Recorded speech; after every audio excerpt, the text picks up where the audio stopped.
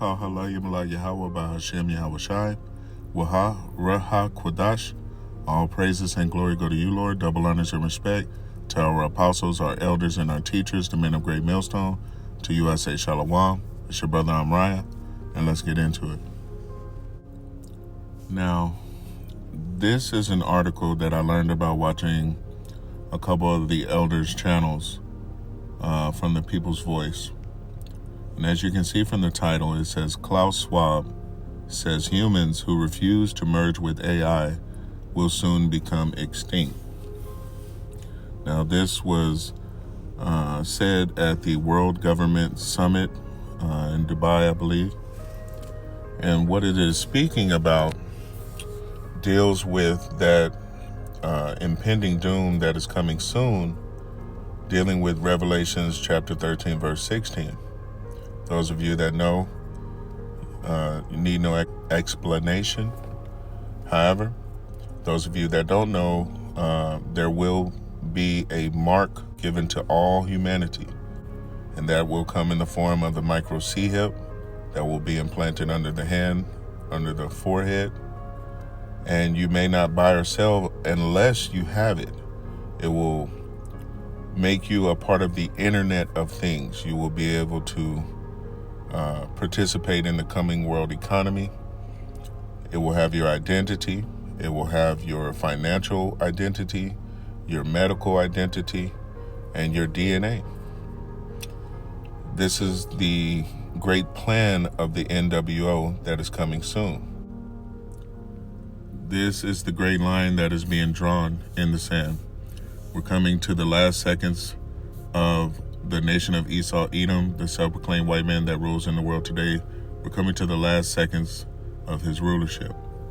And he is about to implement draconian laws to force this new technocracy upon the people, to enslave the people with their technology. That is what all of this is about. If you understand and you have eyes to see and ears to hear, now is the time to get your spiritual house in order, because as Revelations chapter 12, verse 12 tells us, matter of fact, we'll just get it here in a moment, but the devil is about to come down upon you having great wrath, because he knows that he hath but a short time. The article says, World Economic Forum founder Klaus Schwab has warned, and peep the wording here, has warned that humans who refuse to merge with artificial intelligence will soon find that they have no place in society.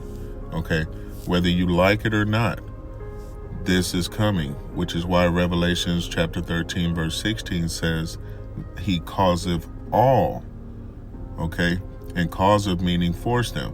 So if you don't take the microchip under the hand or under the forehead and participate in this man's new slavery, you will be outed, and several different penalties will come your way, not excluding being unaligned. Okay.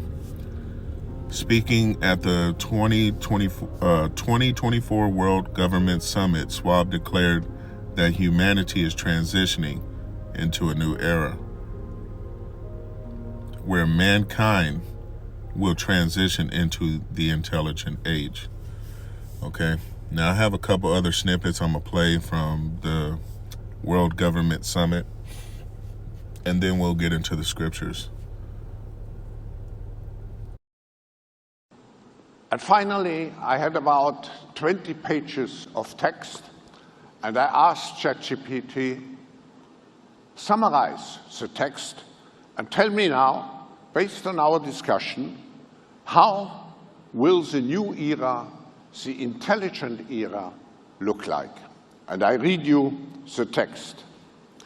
Envisioning a future propelled by the technologies of the fourth industrial revolution, we see a new dawn of human civilization, one that harmonizes technology with the deepest needs and aspirations of humanity. This vision unfolds within a society where artificial intelligence, robotics, the Internet of the Things, 3D printing, genetic engineering, quantum computing become the foundations of our daily life, yet are guided by a profound respect for human values, creativity, and the natural world. Think of the power of the combination of artificial intelligence, quantum computing, and big data. So it's a combination of the different technologies which really bring the fundamental change. And finally, I think we have to be prepared for a world where we see a fusion of our physical, our digital, and our biological dimensions. So it will be a world integrating the physical, biological, and the digital dimensions. So it will be a new world. All right. Now that you've seen the snippets from the video that I have put together for you, there's a division taking place here. The lambs are being divided from the rams, so to speak, okay, the goats. And there's a mark being prepared for both sides of the spectrum. Now, as we always do, we filter through the scriptures. And the first mark I want to go into is going to be in Revelations chapter 13. Okay. And as you can see, it says the beast from the earth. But I'm going to begin at verse 16. It says, and he causeth all, both small and great, rich and poor, free and bond, to receive a mark in their right hand or in their foreheads. And the mark that is being set on the goats in this aspect, in this term that I'm using, is going to be the Haragma. As you can see here. Strong's G 5480. Haragma. Haragma. Which we know to be the micro C hip, which will be implanted under the hand or under the forehead. And that, again, no one may buy or sell save he that has the mark. And those will be the ones participating in the coming world economy, okay? Now, the Haragma is an etching, a scratch, a stamp, a badge of servitude, which is why I say the coming new world organization is going to consist of putting you into slavery through their technology. It will be a slavery under technocracy, the fourth industrial revolution as they described it, where AI will be your God. And who is in control of AI? Who created it? The nation of Esau, Edom. Well, really, Yahweh created it on the left-hand side.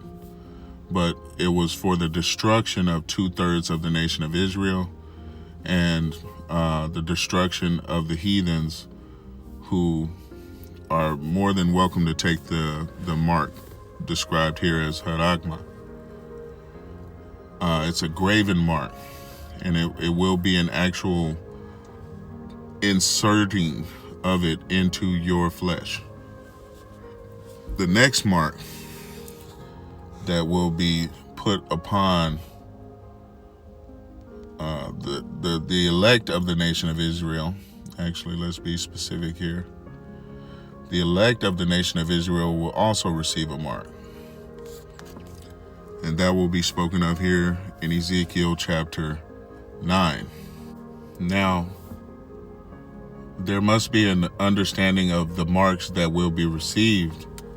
And as we already got the understanding of one, we understand it to be the Haragma spoken of in Revelations chapter 13, which will be an etching or an inserting of their branding under your skin. It will make you a slave to their system. Okay, AI will be your God, and AI is a tool of the nation of Esau, Edom in these latter days. The next mark that will be received by the elect of the nation of Israel. And I have it here in Ezekiel chapter 9, and verse 4 is where I begin.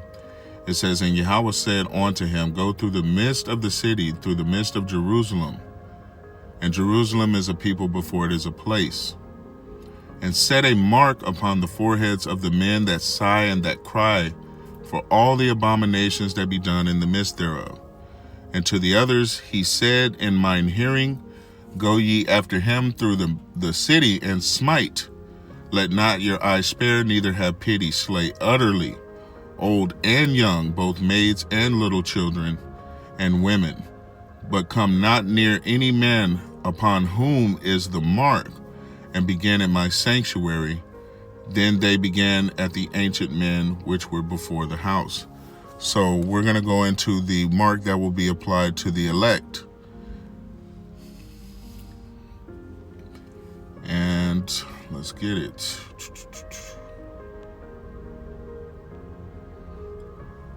Mark. Now, they pronounce it this way. Strong's H8420. Tav. But it's Thawa. The mark spoken of here in Ezekiel chapter 9 is Thawa. And what does it mean? It means a signature by implication, desire, mark. The Lord is going to desire those. Actually, and I'm going to read this definition here, Salakia. It says, mark as a sign of exemption from judgment. So the two different marks that will be implanted upon the people in these last days, one is a sign of slavery, servitude, putting you under slavery under the so-called self-proclaimed white men.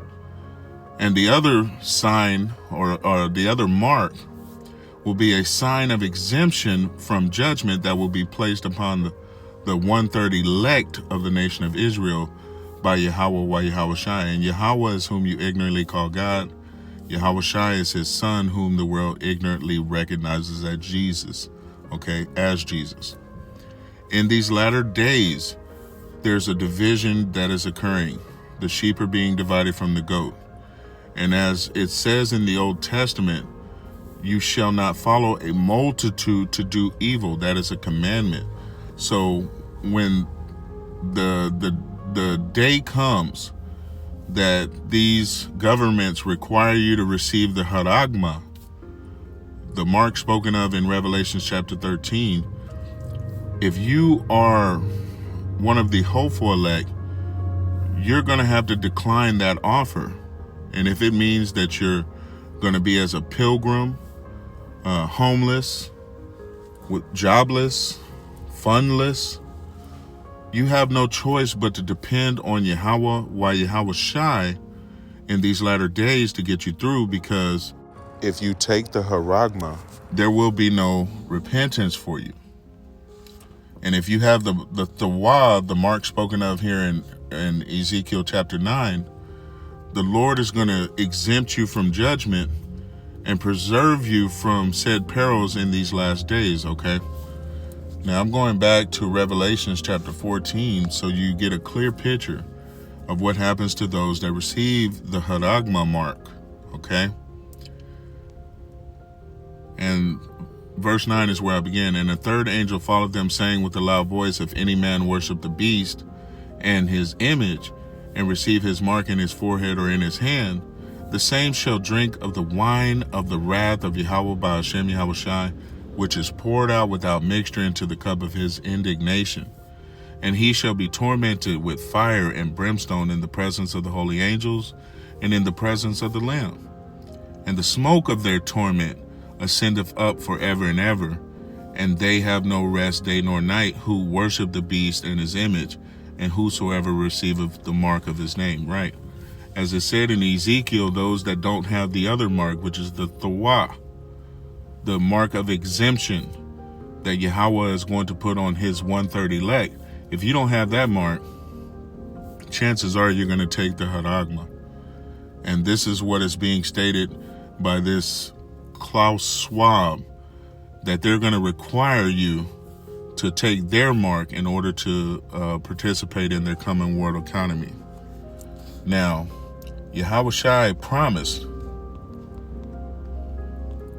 that those who remain faithful, and I don't know why I put it temptations plural,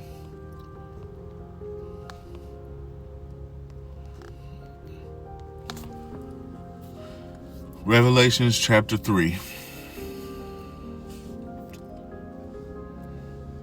and verse 10. Verse 10. Because you have kept the word of my patience, right? The 1/3 elect, believed in the law, statutes, and commandments, remained steadfast in their beliefs and their faith towards Yahweh Yahushua, did not waver. Because you have kept the word of my patience, I will also keep you from the hour of temptation, which shall come upon all the world to try them that dwell upon earth. Behold, I come quickly. Hold that which thou hast, that no man may take thy crown. Right. And the Lord his return is imminent. That's what these signs are pointing to. That's what the implementation of the World Economic Forum's MOT to the B NWO organization is looking to do, to implement their slavery before the return of Yahweh Shai HaMashiach. Okay? Now, I told you we would get Revelations chapter 12, and we are. Revelations chapter 12, verse 12 is what I'm going to get. It says, therefore rejoice, ye heavens, and ye that dwell in them. Woe to the inhabitants of the earth, and woe means destruction. Woe means war. Woe means violence. Woe to the inhabitants of the earth and of the sea, for the devil is come down unto you, having great wrath, because he knoweth that he hath but a short time. Okay? TikTok, this truth is time sensitive. If you've been sitting on the fence, now is the time to get your spiritual self in order, to repent from the laws and statutes and commandments you have been breaking that are outlined in the Bible. If you have had little faith, if you haven't been believing, you want to be saved from the coming said perils, now is the time to pray for more faith, that the Lord strengthen you in his word, because you don't have much time left. Okay? All of these things are about to transpire very quickly. And as a woman in travail in birth, the contractions are getting closer and closer together and more intense in their pain. Okay? The love of many is waxing cold. The days are evil. Now is the time to pick which side you're on and go 100% for what you believe. If you believe that the system can save you, take the Haragma. If you believe in Yahweh Yahushai, pray earnestly and do the works that will lead to you receiving the Wa. There's a couple other scriptures I want to get before I let you go. This is the Isaiah, and 55 verse 6 is where I'll begin. It says, seek ye Yahweh by Hashem Yahushai while he may be found. Call ye upon him while he is near. Let the wicked forsake his way. Right. If you're breaking the law, statutes, and commandments, and you want to be saved, you want to be on the side of Yahweh Yahushai, you're going to have to repent and forget about the dumb shit you've been doing. Verse 7 again, let the wicked forsake his way, and the unrighteous man, his thoughts, and let him return unto Yahweh, and he will have mercy upon him, and to our power, for he will abundantly pardon. Right, Isaiah 55 and 8. For my thoughts are not your thoughts, neither are your ways my ways, saith Yahweh. Right. I'm going to go to Isaiah chapter 8. This is Isaiah chapter 8 and verse 11 is where I'm going. It says, "For Yahweh spake thus to me with a strong hand, and instructed me that I should not walk in the way of this people, saying, Say ye not a confederacy to all them to whom this people shall say a confederacy. Neither fear ye their fear, nor be afraid." Right. So this speaks to those who put their trust in Egypt. Okay, spiritual Egypt, America, Babylon the Great, these different governments that you have been scattered under. Don't put your faith in these systems, man. You gotta fear Yahweh while Yahweh Shai. That is whom you need to fear. Okay? Verse 13, "Sanctify Yahweh of hosts himself, and let him be your fear, and let him be your dread." Right? Because wisdom and knowledge shall be the stability of your times. Wisdom is the fear of Yahweh while Yahweh Shai. And knowledge is the understanding of his laws, statutes, and commandments. So when it says sanctify Yahweh of hosts himself, and let him be your fear, and let him be your dread, you must fear the creator of heaven and earth and his son in these latter days, more than you fear anything else. And then you will be able to follow with wise instruction, and wisdom and knowledge will be your stability. Okay?